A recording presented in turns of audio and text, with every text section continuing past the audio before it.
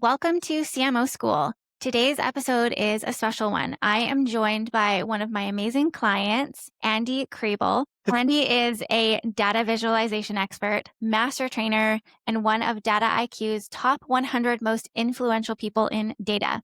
He's also a member of the Tableau Visionary Hall of Fame, a distinction reserved for the most impactful leaders in the Tableau community worldwide. And you're probably wondering what Tableau is, so we'll get Andy to break that down for us. Over the past 2 decades, Andy has helped thousands of people advance their careers through next level Tableau and his coaching, mentorship, and training. His live coaching and community membership, Next Level Tableau, is designed to help analysts solve real business problems and become really confident with their use of Tableau. Andy and I have been working together for the past 6 months or so. Andy is on our complete CMO package. I work as his fractional CMO advisor, and he has one of our marketing integrators who's working closely with him on a day-to-day basis in his business, executing through our marketing strategy, optimizing, and really making sure we're driving results through the strategies we put together. So we've focused on refining the positioning of his membership, working through optimizing his monthly workshops, which he does to drive registrations. And then we're working through what evergreen could look like so he can get out of this kind of launch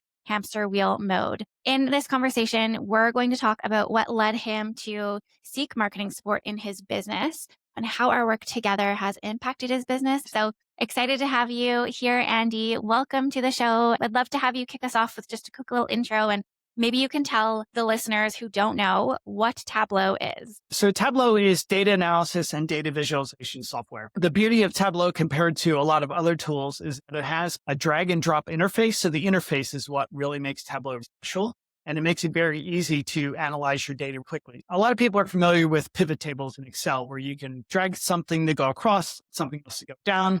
That's kind of the same idea with dragging and dropping in Tableau, except Tableau has intelligence built into it to pick the best chart type based on the data that you have in the view. So the idea is that you're analyzing data with the charts and graphs because it makes it much easier to see what is going on with your data versus trying to look across the spreadsheet, down a cell, and then try to remember what the other cell was to the left. So it makes it significantly easier to see and understand your data, but that's exactly what it is. And I've been using it since 2007, 18 years, April 11th of 2007. And it's been just a whirlwind since. Tell us a little bit about your background, your career pre-entrepreneurship, and then what does your business look like now? Because I'd love to have you break down what led you to start Next Level Tableau. So I started out my career as an underwriter because I had a math degree and I didn't really know what else to do for an HMO. And then I went into software programming and project management. And then I went to work for Coca-Cola doing project management, left that and did some consulting in project management. Yeah. And then when I went back to Coca-Cola a couple of years later, working for a similar team, and I did work on the business side instead of IT. One of the things I was responsible for was reporting how the budgets people were developing through the year compared to the targets that they were given from the corporate office. So they might have said, we need to sell 25 million 12 packs of Coke in Walmart in this particular store, something like that, or region, whatever it might be. And they had to come up with a plan to try to meet those goals from volume and gross profit and all different kinds of metrics. So I needed to build a dashboard to help manage that and never built a dashboard before. So Googled it and found Tableau and had the whole thing done in 30 minutes. Used Tableau probably at least 300 days a year since then. That's amazing. Probably more than that. Yeah. And such a interesting little moment in your career, just a quick Google search. And then crazy to think that this tool you found on a whim for this one project has turned into this amazing business for you now. Yeah, I got into the community side of Tableau from the very beginning as well, both from starting up the first user group, the first blog, the first YouTube channel. And this is all just a way for me to share content with people. Well, I shouldn't really say it was created to share content. It was created to make sure I didn't forget how to do things. So I was writing for myself, and I gradually transitioned from writing blog posts to creating YouTube tutorials. But that's what got me noticed by Facebook, was having a presence writing about Tableau. So they hired me to start their Tableau practice there. And that's when I really got into training and absolutely loved it. Traveled the world to train at different book offices. And it was just an incredible experience. And that's where I really found my passion for teaching. And then we decided as a family to move over to the UK, and I helped start a business there in London. I wasn't owner of the business, but the business was kind of split into two parts. It was the brand new business was the training of consultants. And then the other side of the business was so my job was the first half, which is make sure everybody's going to be a great consultant. And that was kind of cohort based training. And then we had expanded to Australia and to Germany and New York, expanded the number of cohorts we had in the UK. And I felt kind of as the leader of all of the coaches. So my title was global head coach because we were bringing on more cohorts kind of overlapping. We needed to bring on more coaches. And I felt like even though training was my favorite thing in the job, I needed to give other people opportunities to do it because they needed to have their own career progression. So I stepped back from that a bit and did more strategic work around the training part of the business and kind of got to the point where, we had a baby. I watched one of Stu McLaren's webinar series on running memberships, joined Dan Martell's coaching group. All these things kind of happened while I still had a job. And I was like, are the stars aligning here? And it felt like if I was ever going to run my own business, I had to do it then because I wanted the freedom to work when I want to work, spend as much time at home as I possibly can. My older kids were all born in the US. So I didn't get any paternity leave. I had 3 months here and just decided to go for it. And I only really knew how to do one thing, and that was teach Tableau. So I decided to build it around that and just kind of see what happened. Over the years, I've been giving stuff away for 15 years, 16 years. And it's what's paying me back, right? Giving people, openly sharing and building up that network and trust with people. And so how long have you been doing your business, just for the listeners to have context on when did you start it and what does it look like today? And still just me. I have an assistant that helps me. I don't know what I'd do without her. And then I outsource work to yourself and Emily, and my partner Eva does some stuff for me. My son Oscar does some IT work for me. Ideally, I'm never going to have any employees. So that's kind of my goal. So I don't mind outsourcing stuff, but I don't want to have employees. Yeah. But I've gotten to the point now where there's too much for me to do by myself. And I need a lot of help if I want to focus on the stuff I'm really good at. So I'm having to figure out how to do a lot of things, and I need to start leveraging who can do this for me. So I'm reading the book Who Not How right now by Dan Sullivan. If you've read that or not, but that's been hugely impactful. And that's where Emily, we've known each other through Dan Martell's coaching group for a while. I love the story of us working together, which I'll share if you don't mind, just because a lot of our listeners are other marketers who are often wondering, how do I get clients and how does this work and what really works for selling and things like that. So you and I had known each other maybe around a year, maybe just a little bit under that through the program that we were in together. And I don't think you were really looking for any marketing support at the time, right? When we started talking, there was a small branch off from the program we were in of sort of a self-led collection of people who have memberships and communities and programs, and everyone wanted to have a 2-hour long mastermind call together. Let's share our biggest challenges and see if we can learn from each other and help each other. I signed up and joined that small group because I have my own program as well, but almost all of my clients are in this space of communities, coaching, all of that. And I thought, I think I can definitely help here. I joined that call. I think there was 6 people that shared about their business and their challenges. And the way I work, so I'm not necessarily my absolute best on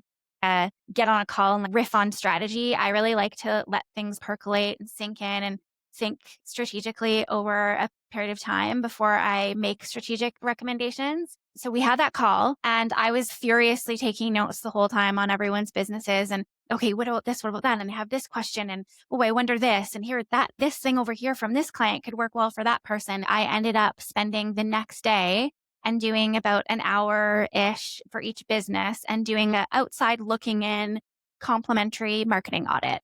And the reason I decided to do those was because I knew everyone in that group relatively well from the program we were in, really liked everyone a lot, really thought highly of them and their businesses. I walked through what I could see outside looking in from your website, the positioning of your program, the user experience. How is someone discovering your program? What does it look like for them to go through and learn about it and buy it? Is it easy? Is it clear? How are you positioned online? Are you on the right channels? Are you on too many? Did this big audit for you, walked through it on a Loom and shared that with you and everybody else. I'll stop there and maybe I'd just love to hear your feedback of what that was like for you to get that. First was, how the hell did you do all that so quickly? And then the second thing was, holy shit, I really could be doing a lot more than I am. It was very, very eye-opening for me in a good way. You never told me I was doing anything bad. You just made recommendations on how I could do better, which meant a lot to me because you were coming at it from a very positive mindset of wanting to help. And you had no expectation that I work with you. You had a note at the end if you want to talk about this more. And I've got a question for you. Yeah. On your website, you say you only work with companies that are over $1 million, I think. So why did you work with me then? Yeah. So I don't know if you remember our conversations at the start when we were kind of exploring what could this look like. I had been coming off of a really big year for my business with growth, and coming into the new year, I had some larger clients wrap up, and I was sort of thinking about, what do I want to do? Do I want to go out and find more of those? Do I want to explore what it's like working with different people? And I identified just through kind of looking back and analyzing, what did I love about working with clients over the last few years? What did I not love? What makes a really strong client?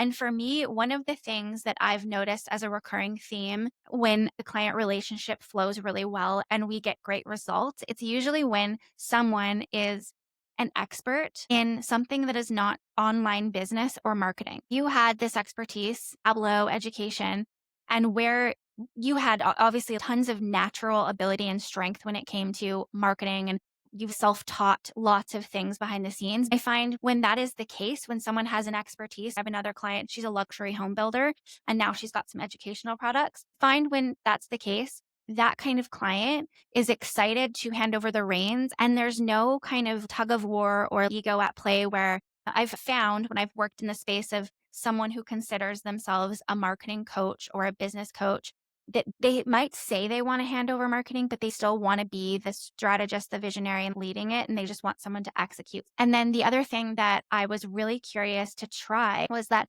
I kept having, I'll say smaller in air quotes, businesses come my way that were under that $1 million mark that I felt really aligned to. This never would have been me 4 years ago, but now I'm really into energetics and things like that. And I really go off of my intuition and who do I feel really drawn to work with. And there just seemed to be a lot of businesses around the 200K to 700K mark that I would meet and be like, "Oh, I know I can help you so much. I can see so much Right. potential in your business. I can see where we should be prioritizing things, but you're not really a fit for my packages right now." Because what often would happen is these clients would come to me, and at that point, I didn't really smaller CMO packages. I never want to sell someone into a position where they're spending all of their marketing budget on senior leadership or CMO support, and then they have no money left over to execute, and then they're just crazy busy with stuff. So you and I had talked about that a little bit, and pilot testing brand new role for this type of client, because what I was finding was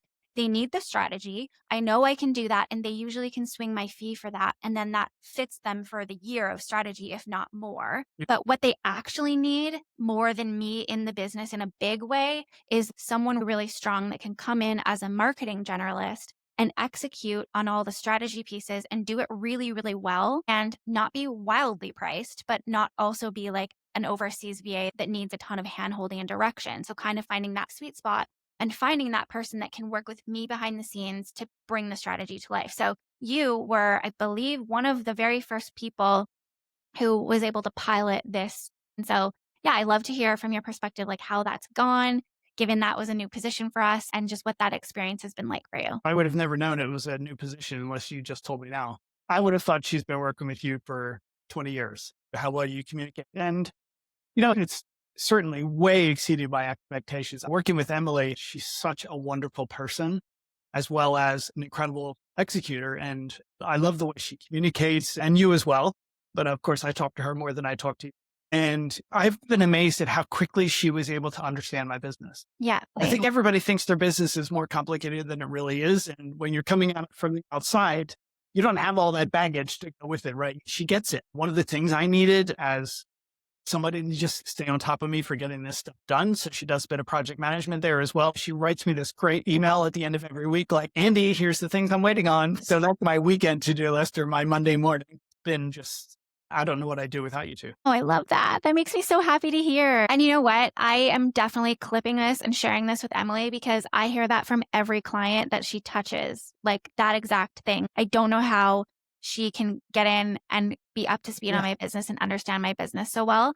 You mentioned that maybe a difficult skill and a really unique skill set to be able to come in and have that strategy mind, but then also be executing and being able to kind of zoom in and zoom out and be going from a pure strategy to, and yeah, she's phenomenal. And this role has been just such a success. And I think it's been really cool for me now to have this new way of working with the clients who previously I probably would have passed on to somebody else or been able to said, I don't know that I can help you past strategy. And yeah, it's been amazing. We've really loved working with you as well. And I'm so happy to have Emily on the team. She did a really good job of asking a lot of questions at the beginning as well. She didn't pretend she knew everything. She's got a very good skill with that as well. She doesn't hesitate to ask me any questions if something's unclear. She does a lot of looms, which make it very easy to understand things. We do a lot of communication through that or voice messages. We have a weekly call, which I asked for, and we get so much done in just that 1 hour. So yeah,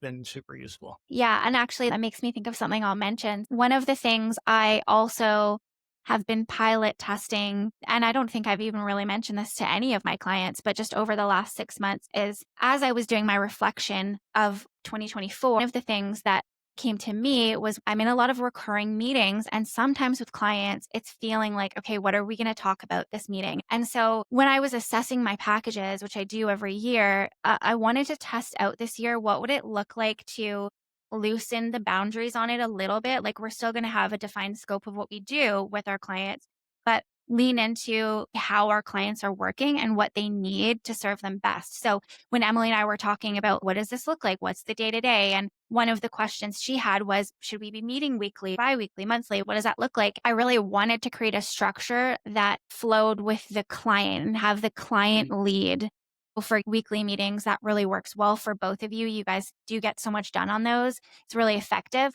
Then we have other clients where we don't meet weekly. Maybe it's on an as needed basis. Maybe it's monthly.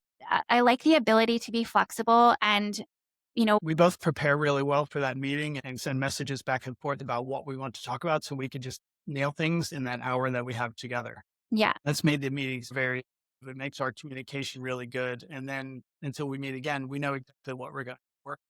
I know where I'm blocking her basically. When we first started working together, I'd love to rewind back to we did that free complimentary audit for you. Then we jumped in and we did a comprehensive, bigger strategy. What we did in that was I then kind of used the initial strategy as a jumping off point and said, okay, I've started this audit, but there's a lot behind the scenes that I haven't seen. Your revenue, your conversion rates, your email list, like all of these details that I would need backend access to. So got all of that, did a really thorough audit. And then I put together a comprehensive marketing strategy for you. I built out in detail like the first 3 months of what we would be doing and put together a roadmap for us. And then we have a bunch of stuff in the parking lot section or roadmap section that we're starting to now weave in and pull in as we've gotten that first quarter of things done. So I'd love to hear, and rewinding back to that strategy, what were your thoughts receiving that and how has that been moving through the execution of that? Yeah, it was very helpful for me to know kind of technically how we would approach everything. And you were able to communicate it in a way that I could understand. I didn't need a marketing background or anything like that to kind of understand what your recommendations were, what could be improved. Yeah. We had that hit list of things to do the first 90 days. Some of it we decided to push out because other priorities came in, and it's been a very fluid process. It's like a rolling 90 days at this point. Where Yeah. it continues to change, which is good because I always kind of know what's coming and but it was way, way more certain than I was expecting. Again, I didn't know what my expectations were. I didn't know that kind of information was available. When you look at my LinkedIn account, I kind of generally know what it means, my website or whatever, what really drives things. And you're able to pull out like 100 tiny little things that I could do to make things better that take Yeah. each, something like, and I thought that really helped us get a lot of momentum as well. And it helped me, I guess, build more trust in you. So then I was able to gradually just let you do it. Don't worry about it. I don't feel like I need to micromanage. And I didn't want to. If I had to micromanage you, we probably wouldn't work together. Absolutely. So, And that makes me really happy to hear because when I'm building out my strategies and when we're looking at the unique thing about being in this position, the fractional CMO space, is I am looking at everything under marketing, which for some people can feel overwhelming because I'm not necessarily, let's say, like a funnel specialist or a paid ad specialist. I'm everything. I've done all of it. And I really look at it from a macro perspective. What that means is, on one hand, I do come in and I see like hundreds of things we could do in the business. But on the other hand, it opens the door to so much possibility. I think one of the most challenging things is when I'm coming in and working with somebody new and building out a strategy is the unique balance of, number one, where is your business at? So from a growth perspective, like revenue, what does that mean for what you can do? What resources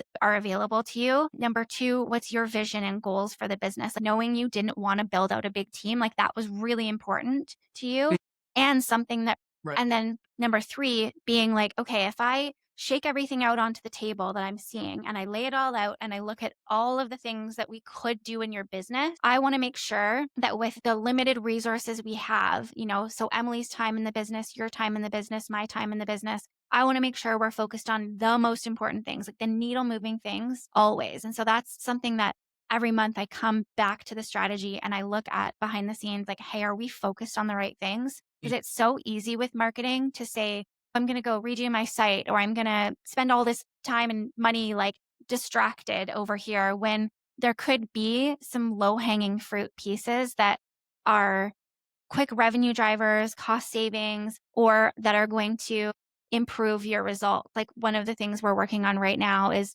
assessing and analyzing your monthly workshops to make sure we're optimizing. And now we've gotten to a point where we're getting pretty good results. And so it's less about these massive sweeping changes. And now it's about these tiny little shifts and A/B testing and these small things that are going to take us from, let's say, a 2% conversion rate to a 2.2 and then a 2.4. And then suddenly we're at 3%. And so it's these incremental shifts that we're starting to work on now, but really having that sole focus of, okay, is this the most important? Will this move the needles we care about? Because you don't have a team of 50 that can go and do all the fun, pretty nice things that are not super important, but could be done. We're wanting to make sure we're focused on the right stuff. I never knew marketing covered so much as well. Yeah.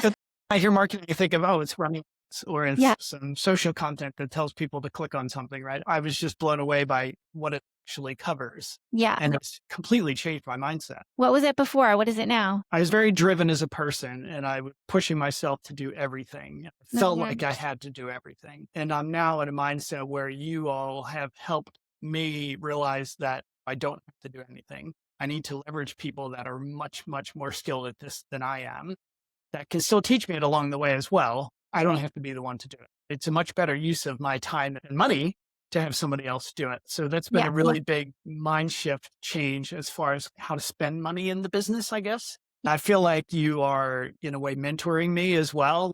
Probably don't think you are, but you are mentoring me through running the business because you've been there and you understand the challenges I'm going through, and you can't find many people that can help you in more than one way. I pulled together a few of the wins we've seen. I wanted to specifically look at our first 90 days together because we've done more, but I often get asked the question when someone's thinking about investing in a marketing strategy, it can feel like a bigger price tag. Yeah. And I get often asked the question like, okay, well, will the ROI be there? I will never guarantee ROI because we can't. Like, it's just not something we can promise. But like I said, we are always, always focused on moving the needle right away. And we want to make sure that we're looking for opportunities to do that. So I pulled together wins that we had seen over the first 90 days together. We had your biggest launch yet in the first 90 days, seeing your previous best ever revenue, while also increasing average order value by about almost $450 per person. We exceeded the revenue goals we had at this higher price point, which was phenomenal and just such a great way to get started. The masterclass itself that you kicked off your launch outperformed industry norms across the board. So we had a 55.9% show up rate, which is phenomenal. Average, a very good show up rate would be about 30% in the online space. You had a 3.56 conversion rate from live attendees, which is, again, phenomenal. A lot of people will say 3 is a good average to shoot for, 2 to 3%. And then we are probably, I did this stat a while ago, so this might be a little outdated, but we are only halfway through the year and we've already almost matched the total revenue that you brought in all of 2024. We're past that in end of April. So when you hear that list, what stands out the most? And is there anything that feels really exciting or validating for you? Yeah, I mean, I was very anxious about changing an offer because I've done one before that had performed really well, like you mentioned. And this was very similar, but we talked about, can we tweak the pricing? What about the bonuses? And we just did a bunch of little things. I was anxious going into it about how well it would perform, but definitely exceeded my expectations, and it raised my expectations as well. But then the ceiling is raised. If one doesn't outperform the next, it was a failure. But I learned a lot going through having you all take me through the process as well. And you reviewed the presentation. Emily sat in on the call and they gave me feedback on the masterclass and my pitch. And so then I'm able to continue to refine that along the way. That kind of feedback has been very valuable to make sure that I'm hitting the right audience. One of the master classes I ran, I gave too much away, probably too much teaching in one of them. So that was a mistake that I made in the way I prepared for the presentation.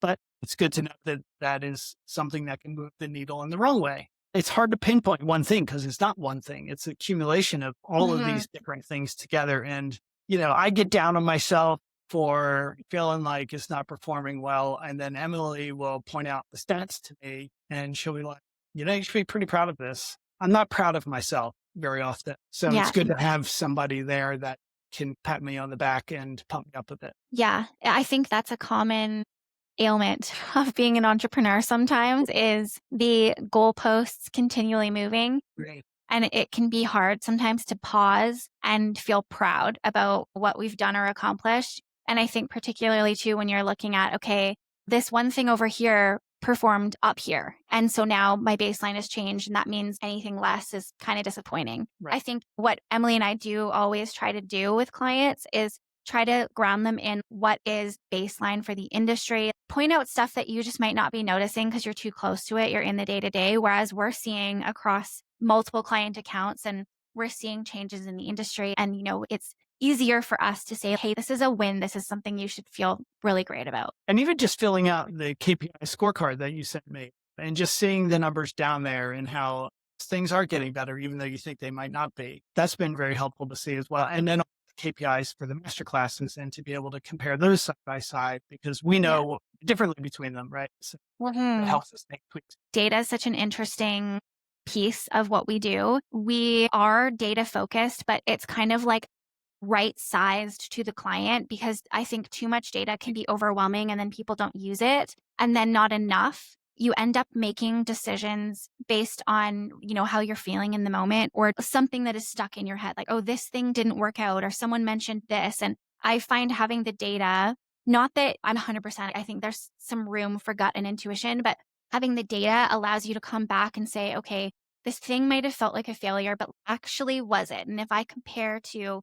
things in the past, is there growth? Are we trending in the right area? And can I look at data across, 6 months or a year or even longer and see if there's any trends that I can pull out and then use to improve things? Like I mentioned earlier, now we're at the point where everything's converting really well for you. So it's just now about double clicking into, could we improve the conversion rate of your landing page a little bit more? What about your cart? And really kind of looking at these fine tuning pieces so that we can see better results as we go. One of the things that we've noticed because we're documenting all these metrics is the performance on LinkedIn and how that's my primary driver for business and how impressions have just fallen through the floor despite still producing very similar content. While we don't have the answer to that, at least we know because we're tracking it that it's something we need to look into. We did a quick audit on a couple of posts. And then you're like, can you get this information? So I'm able to then go out I use a tool called Authored Up for writing all my posts and they can track tons and tons of metrics. So I was able to provide that. And now I'm able to analyze the data myself as well because Tableau and I analyze the data. And what I think is cool about that is things are all still going well if we look at it from a macro perspective. But if we weren't tracking and noticing like, hey, my reach is down on LinkedIn, there's just so many blind spots we would have. So that allowed us to have the conversation of, okay, let's look at what you're doing. And okay, we realized nothing's really significantly changed about what you're doing. So let's look at things on a more macro level. Oh, okay, LinkedIn has totally changed their algorithm. now they're prioritizing this and this. So it allows us to be proactive and look at that and say, okay, what does that mean for changing your content strategy? And that in itself will have a ripple effect across everything you do. Because if you're getting more reach and you're adjusting to the strategy and paying attention to your metrics and doing more of what's working, it will result in a bigger email list, more signups for your masterclass, more conversions, more revenue, all of the things. So it's really, again, knowing what strings to pull and where to direct our focus at any given time. Because 6 months ago, LinkedIn wasn't really something that we needed to worry about. And then because we have the data, we can look and say, okay, let's look at this right now. Let's have a little bit of a focus here to see if we can tweak this and improve these numbers. I think it was also, in you going back to your audit, it was helpful for me to know what I should stop doing my podcast, right? Because it's distracting from the business. Don't worry about Instagram because that's not where your audience is. It's just not the audience for it, right? Yeah, so it's really yeah. And you were one of my favorite clients when it comes to the list of things to stop doing. There was no fight put up.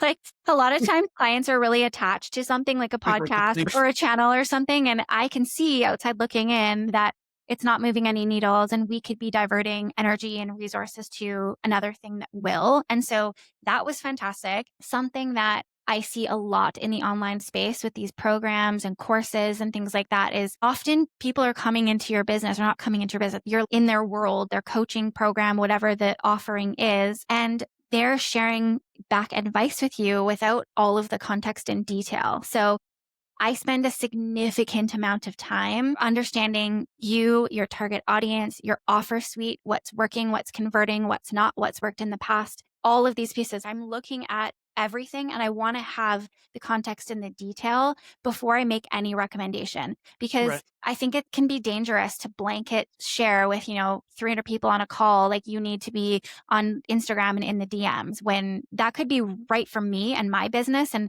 that could be what is needed to 10x me.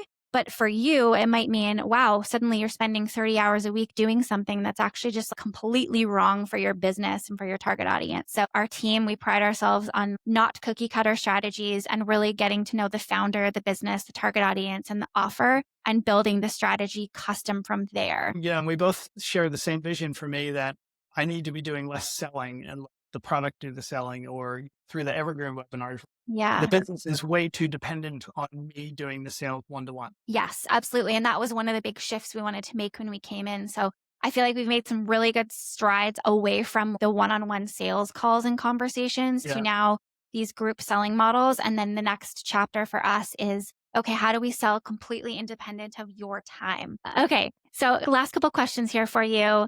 What is one thing you wish more entrepreneurs or business owners knew about what's possible with the right marketing support? There was so much I didn't know that it's hard to pick out one thing. I think some of the best value I've gotten from you is just understanding where to focus my time, especially as a one-person business. It's very limited, especially when I'm teaching 4 times a week. I'm developing content. Those things are non-negotiables. So that reduces down the rest of all the other times. So knowing if you hadn't come in and appeared in my life, I would still be kind of focused everywhere instead of focused on what's really most important. So that audit really was super helpful in telling me, honestly, probably what was most useful was what not to do anymore. Yeah. Absolutely. Every single business I go into, I see a large portion of things that the CEO or the team is working on that are big time sucks that are just not doing anything. So my favorite thing is to make a list of let's stop doing all of these things. Let's focus over here. And I love now that we're 6 months in, we can look at the numbers and say that worked. Like you can see it. You can see all of our metrics are trending in the right direction because we're focused on the right things. Okay. So for someone on the fence about hiring a fractional CMO or marketing support in their business, what would you say to them? I would say definitely explore it. It might not be for you, but it doesn't hurt to the audit you do, for example, even if you have to pay somebody to do that audit, it's worth doing just to know if you need the help or not. You did the audit for me. You didn't tell me I had to do anything. You let me decide. And I just saw a lot of things that needed to be done. Before working with you, I would have never even known that was an option in the first place. Anybody could probably go find somebody that has some experience and they'll do an audit for you. You need to pay them for it, pay them for it. It's definitely worth it. Yeah, that right there is huge. Thank you so much, Andy. It's been so great to have you on the podcast. Emily and I love working with you, and we can't wait to keep growing alongside you and see where the year takes us. So if you're building a fractional CMO business and you don't want to waste years figuring it out the hard way, Fractional CMO School is open for enrollment, and we'll give you the step-by-step roadmap that I used to build my business to 6 figures in 6 months and then $1 million per year with a small team of 2. There's expert coaching, one-on-one support, and whether you are an aspiring fractional CMO or you're growing, you're trying to figure out how to scale your team or do the role in a way that doesn't lead to burnout, it is a great fit for you, and you can learn more at thecmooffice.com. If you love this episode today, here is what I would love from you. Take 30 seconds to rate and review the show. It helps more marketers and CMOs find this content. Hit follow or subscribe so you never miss an episode. And if you're going to implement any of this or you have questions, please don't hesitate to reach out in my DMs on Instagram. I would love to support you. And thank you for listening. I will see you next week.